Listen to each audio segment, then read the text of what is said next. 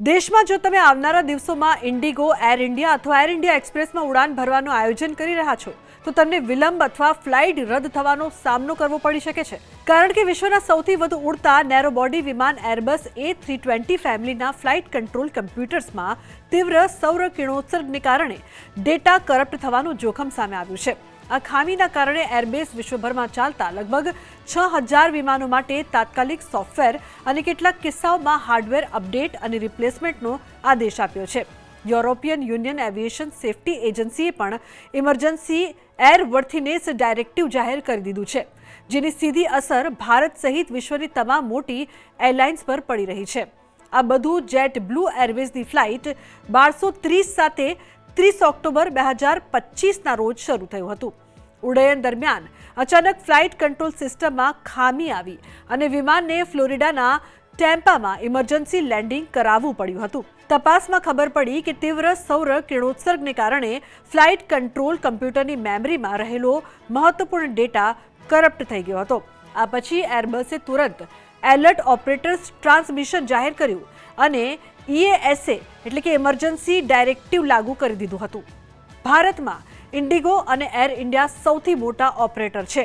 બંને એરલાઇન્સે અપડેટ પ્રક્રિયા શરૂ કરી દીધી છે, પરંતુ તેના કારણે આવનારા દિવસોમાં અનેક ફ્લાઇટ્સમાં વિલંબ અથવા રદ થવાની શક્યતા છે।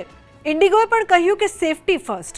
ભારતીય એરલાઇન્સમાં ઇન્ડિગોએ એક્સ પ્લેટફોર્મ પર નિવેદન આપતા કહ્યું કે તેઓ એરબસની ટેકનિકલ એડવાઇઝરીને ધ્યાનમાં લઈને ફરજિયાત અપડેટ્સ પ્રોએક્ટિવલી પૂરા કરી રહ્યા છે। આના કારણે અમુક ફ્લાઇટના શેડ્યુલમાં ફેરફાર શક્ય છે। મુસાફરોને વિનંતી છે કે એરપોર્ટ જતા પહેલા ફ્લાઇટ સ્ટેટસ ચકાસી લે।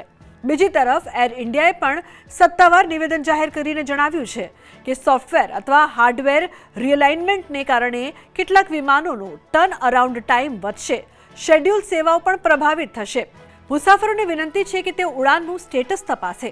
કોઈપણ મદદ માટે 01169329333 અને 01169329999 પર કોલ કરો। મુસાફરોને થતી અસુવિધા બદલ અમને ખેદ છે। હાલ વિશ્વમાં 11,300થી વધુ A320 ફેમિલી વિમાન ચાલે છે, જેમાંથી લગભગ 6000 વિમાનોને તાત્કાલિક સોફ્ટવેર અપડેટની જરૂર છે। કેટલાક જૂના મોડલ્સમાં હાર્ડવેર પણ બદલવું પડશે, જેના કારણે તે વિમાનો અઠવાડિયા સુધી ગ્રાઉન્ડેડ રહી શકે છે।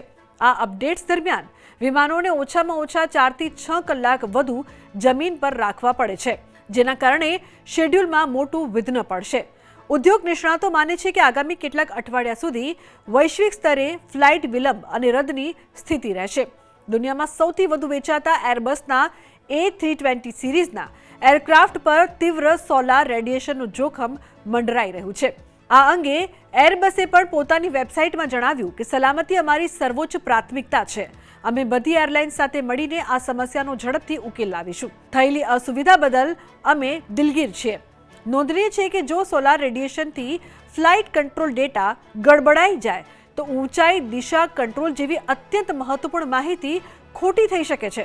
આનાથી વિમાન સંચાલનમાં જોખમ પણ થઈ શકે છે। નવા A320 વિમાનોમાં સોફ્ટવેર અપડેટ લગભગ 30 મિનિટમાં થઈ શકે છે, જ્યારે જૂના મોડેલોને હાર્ડવેર ફેરફારોની જરૂર પડવાથી વધુ સમય લાગી શકે છે। એરલાઇન્સને અપેક્ષા છે કે અપગ્રેડની પ્રક્રિયા 2 થી 3 દિવસમાં એટલે કે 48 થી 72 કલાકમાં પૂર્ણ થઈ જશે અને ફ્લાઇટની કામગીરી સોમવાર અથવા મંગળવાર સુધીમાં સામાન્ય થઈ જશે।